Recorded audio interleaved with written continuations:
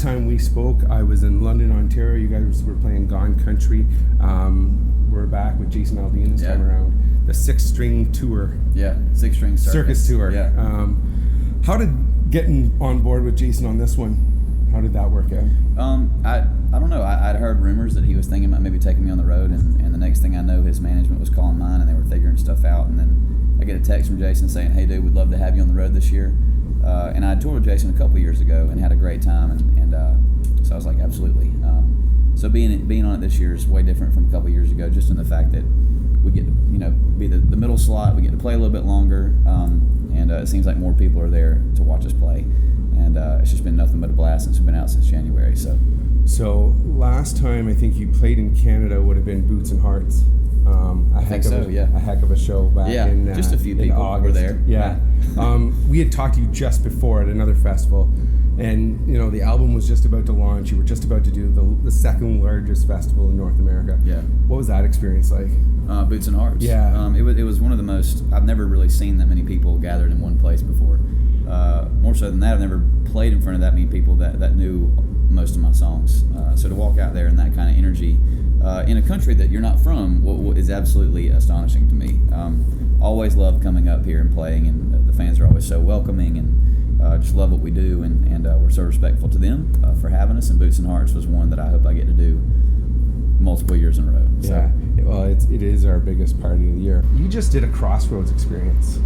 How did the partnership of the two artists come together on that one? So I did it with Nick Jonas. Yep, sorry. And Nick and Nick's manager and my manager have been friends for a while, and so I've kind of crossed paths with Nick various times over the last couple of years. And we've always said, dude, we should get together and write. We should do some shows together, all this kind of stuff. And so it just seemed like a very organic fit, and CMT was really into the idea. And so when we got together, we kind of realized that our musical tastes were not that far off from each other. Both just really big fans of great songs and great lyrics and great melodies. And so when we got on stage to do sound check, we were just like, this is going to be easy and fun, and it was, we had so much fun that it was infectious for the crowd. Him singing on my songs was organic, me singing on his was organic, minus all the falsetto stuff that was going on.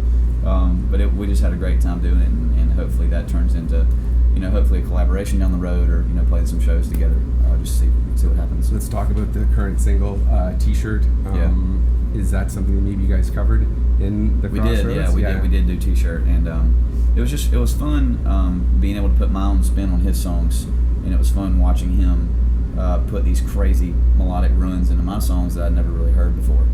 So it really took each song to a level that no one had ever heard. So it was fun. So when you wrote T-shirt, what was the kind of the inspiration or the idea, or what sort of mindset were you in when you? Well, I didn't write T-shirt. Oh, there you go. No, but I've had it in my brain for the last 2 years. It was a song that I actually wanted to cut on my first record, but was on hold by this no-name guy named Tim McGraw, and I'm totally kidding. No, totally. But he had it on hold, and I really wanted to cut it on my first record, but he had it, and so then he let it go, and then I put it back on hold by the time my first record was done, and so by the time the second one came around, I was like, we still have this song, I still love it, it's still one of my wife's favorite kind of summer songs, and so we just thought, what better way to kind of bring us into summer than a song like T-shirt. So, absolutely. Yeah. Love that song. Absolutely love it. Die a Happy Man. Did you ever think it was going to be that big? No way. When you wrote it, because it really is a story, and I mean, that's why I've always thought of you as a great storyteller. Yeah. So it's a great story. So do you think that's what maybe connected with people? Or I think so. And I think the stars just kind of aligned on that one. I think that my wife and I's social presence on Instagram and Twitter and Facebook and all this stuff, I think people just kind of feel like they know what our life is about, and what we stand for, and how we treat each other, and so to have a song that kind of matches our current lives, I think people just really believed it and related to it, and got married to it, and maybe made a baby or two to it. You just never know. I have to say, I love the album from start to finish. Thanks. My Learned It on the Radio is my favorite cut on the album. What can you maybe tell me a little bit behind that story? Same writers that wrote T-shirt, actually. Yeah. I think I just gravitated towards that song because I feel like that song was me growing up. That was me at 16. Honestly, just taking lessons from people like Jason Aldean and Eric Church and Luke Bryan, because in high school that's who I was listening to. And so to take, you know, how they described love and how they described their version of a Friday night was how I wanted to incorporate my envisions of love and Friday nights and parties and football games and all this kind of stuff. And so I think that it just really hit me at my 16-year-old self, and it kind of took me back, and I hope it did the same for other people. It's an amazing song. You did a great job on it. Thank you. I had a question from one of our Twitter followers. Wanted to make sure that I asked you this one. Biggest inspiration for you, musically and personally? Musically and personally, like another artist? Yeah. Obviously, this is a really sad topic, but you know, ever since Merle Haggard died, I think a lot of people are starting to rediscover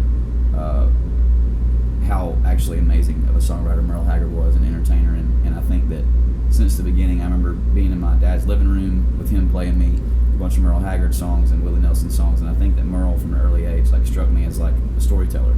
And so I think that as a country music artist, Merle has really influenced the way that I try to tell stories, the emotion that I try to invoke in people, and also how to get people to have a good time. And I feel like he did a great job at encompassing all of those aspects.